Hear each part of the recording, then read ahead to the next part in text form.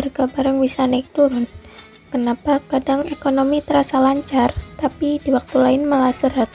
Nah, semuanya itu ada hubungannya sama permintaan dan penawaran agregat. Bayangkan, kalau tiba-tiba semua orang ingin beli sesuatu, tapi barangnya terbatas, harga pasti naik kan? Atau kalau tiba-tiba banyak orang yang kehilangan pekerjaan, otomatis daya beli turun. Ini semua berdampak ke ekonomi secara keseluruhan. Di video ini, kita bakal bahas gimana permintaan dan penawaran agregat bekerja, kenapa penting buat ekonomi suatu negara, dan gimana kebijakan pemerintah bisa mengubah keadaan. Yuk kita mulai.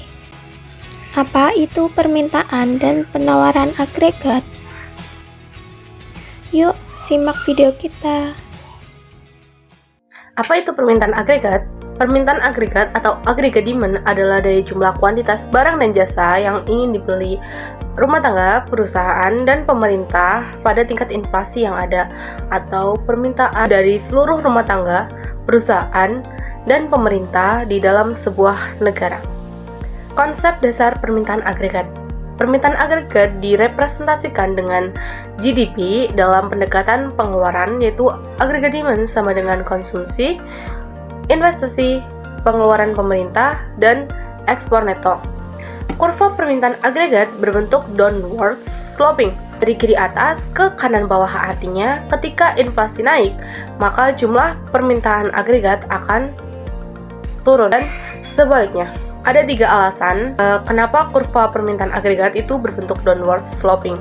Yang pertama itu karena efek kekayaan atau beacon effect. Jadi ketika inflasi itu turun, maka nilai uang itu akan meningkat dan daya beli masyarakat itu akan naik. Kemudian konsumen itu akan merasa dirinya itu lebih kaya, dan kemudian pengeluaran akan meningkat yang menyebabkan permintaan agregat itu akan naik. Jadi contohnya itu ketika konsumen membeli sawi itu satu ikatnya tadinya 5.000, namun karena inflasi turun, sawi yang 5.000 tersebut kita dapat membeli 2. Jadi 2 ikat itu harganya 5.000. Nah, hal itu yang membuat konsumen itu merasa dirinya mampu atau kaya. Dirinya bisa membeli. Nah, itu merupakan efek dari kekayaan. Yang kedua itu efek suku bunga atau Keynes. Jadi ketika inflasi turun, maka Bank Indonesia akan menurunkan suku bunga karena ingin meningkatkan investasi. Jadi akhirnya banyak orang itu meminjam uang untuk diinvestasikan, dan hal ini juga menyebabkan banyaknya bisnis-bisnis baru. Nah, yang ketiga yaitu ada efek nilai tukar mata uang atau exchange rate average.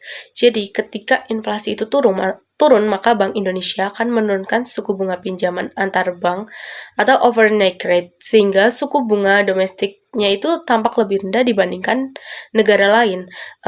Alhasil, investor asing itu meminjam uang di Indonesia karena suku bunganya itu rendah, lalu diinvestasikan di negaranya, yang menyebabkan suplai rupiah itu meningkat di pasar valuta asing. Akibatnya, rupiah itu mengalami depresiasi atau melemah. Dengan melemahnya rupiah, harga barang di Indonesia itu menjadi lebih murah bagi pembeli di luar negeri, sehingga ekspor itu meningkat. Peningkatan ekspor akhirnya meningkatkan permintaan agregat untuk barang dan jasa di dalam negeri. Intinya ketika inflasi turun, permintaan agregat itu pasti akan naik. Penawaran atau agregat supply jumlah kuantitas barang dan jasa yang diproduksi atau dijual pada setiap tingkat inflasi dalam suatu negara. Jadi, AS dibagi menjadi 2, yaitu jangka panjang dan jangka pendek. AS jangka panjang atau penawaran agregat adalah total barang dan jasa yang diproduksi dalam suatu negara pada setiap tingkat inflasi. Dalam jangka panjang, kurva AS berbentuk vertikal, artinya jumlah barang dan jasa yang diproduksi tidak dipengaruhi oleh inflasi, tetapi ditentukan oleh faktor produksi berikut. Yang pertama ada tenaga kerja, yaitu jika jumlah tenaga kerja meningkat, misalnya karena upah lebih tinggi, produksi meningkat, sama dengan RLAS bergerak ke kanan. Yang kedua ada modal. Semakin mudah pengusaha mendapatkan modal seperti mesin, peralatan, dan lain-lain, produksi akan meningkat, yaitu RLAS bergerak ke kanan. Yang ketiga ada sumber daya alam. Jika ketersediaan sumber alam bertambah, produksi meningkat, sama dengan RLAS bergerak ke kanan. Yang keempat ada teknologi, inovasi dan efisien teknologi meningkat produksi, yaitu RLAS bergerak ke kanan. Faktor lain seperti investasi dan pendidikan juga dapat meningkatkan produktivitas dan menggeser kurva LRAS ke kanan. Jika faktor-faktor ini berkurang, LRAS bergeser ke kiri. Kesimpulannya, dalam jangka panjang, produktivitas suatu negara bergantung pada faktor produksi, bukan tingkat inflasi. Perubahan tenaga kerja, modal, sumber daya alam, dan teknologi akan menentukan pergeseran kurva LRAS. AS jangka pendek, penawaran agregat dalam jangka pendek atau FRAS. Penawaran agregat jangka pendek adalah jumlah barang dan jasa yang diproduksi dalam suatu negara pada tingkat inflasi tertentu. Berbeda dengan penawaran agregat jangka panjang yang tidak dipengaruhi inflasi. SRAS sangat dipengaruhi oleh tingkat harga. Kurva SRAS berbentuk upward sloping atau menanjak dari kiri bawah ke kanan atas. Artinya, ketika inflasi naik, kuantitas supply juga meningkat. Alasan SRAS menanjak. 1. Mispersepsi. Penjual salah menafsirkan inflasi sebagai harga barang yang dijualnya.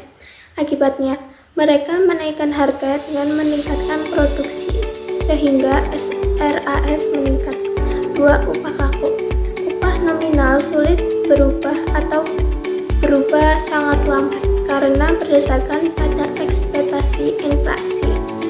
Jika inflasi aktual lebih tinggi dari ekspektasi inflasi, harga barang naik, tetapi upah tetap. Perusahaan mendapat keuntungan lebih besar, meningkatkan produksi, dan menambah pekerja. Akibatnya, jumlah penawaran agregat bertambah ketika inflasi meningkat. 3. Harga kaku. Harga barang ditetapkan berdasarkan ekspektasi inflasi. Jika inflasi aktual lebih tinggi dari ekspektasi, harga barang bisa tampak lebih murah. Perusahaan bisa memilih menaikkan harga dengan biaya perubahan harga atau menu cost, atau tetap mempertahankan harga. Jika harga tetap, permintaan meningkat, produksi bertambah, dan penawaran agregat naik. Kesimpulannya, baik upah kaku atau harga kaku menyebabkan peningkatan kuantitas supply ketika inflasi meningkat, sehingga kurva SRAS berbentuk menanjak. Dalam jangka pendek, inflasi dapat mempengaruhi produksi melalui